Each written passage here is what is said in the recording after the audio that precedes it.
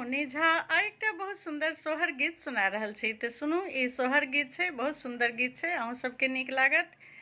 राम के लिखल बनिबास की के कई कलंक भेल रे, ललिन रे ओहि छान सीता बिचारल,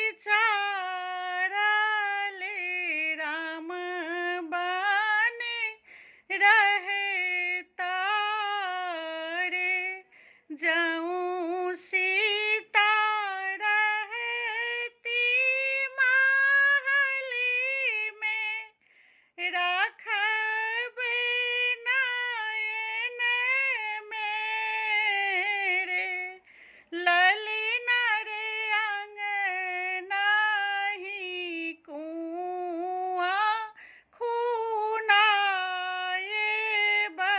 सीता के नहाए बरे,